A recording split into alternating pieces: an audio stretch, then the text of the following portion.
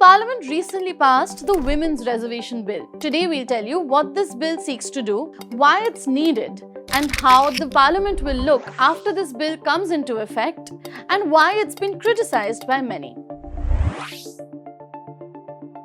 This bill seeks to have 33% reservation or 1/3 of total seats reserved for women in the Lok Sabha and the state legislative assemblies. It proposes that this reservation continues for a period of 15 years. Presently, there are 82 women MPs in the Lok Sabha, and after this bill comes into effect, there are going to be at least 181 women in the Lok Sabha. But first, why do we need a women's reservation bill? Since India's independence, the parliamentary representation has been skewed in the favor of men.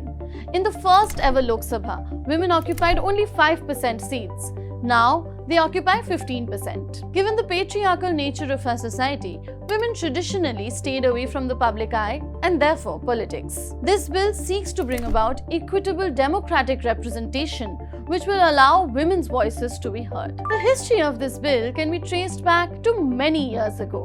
The seeds of this were sowed by Rajiv Gandhi when a committee constituted under him recommended the reservation of seats for women in elected bodies. Based on these recommendations, 1/3 seats in Panchayati Raj institutions and the local urban bodies were reserved for women. The bill was encouraged and tabled by various governments like those under H.D. Deve Gowda, Atal Bihari Vajpayee and Manmohan Singh. But for various reasons, it didn't see the light of day. Present bill which was passed is a historic moment, but it was widely criticized for being entrenched in caste contentions. After this bill comes into effect, 1/3 of seats in the SC and ST reserved categories will be reserved exclusively for SC women and ST women.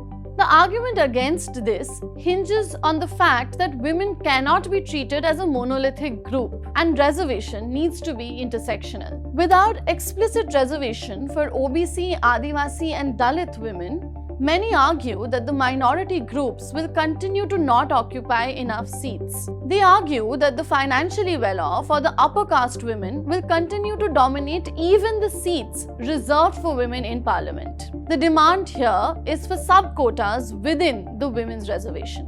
But the bill really isn't coming into effect anytime soon. The bill states that it can only come into effect after the census and a delimitation exercise is carried out. The delimitation exercise aims at adjusting boundaries of constituencies, sometimes often leading to an increase in the number of constituencies so that it aligns with the latest population data. It is done to provide an equal representation for the population. The 2021 scheduled census was delayed to 2023 due to the COVID-19 pandemic.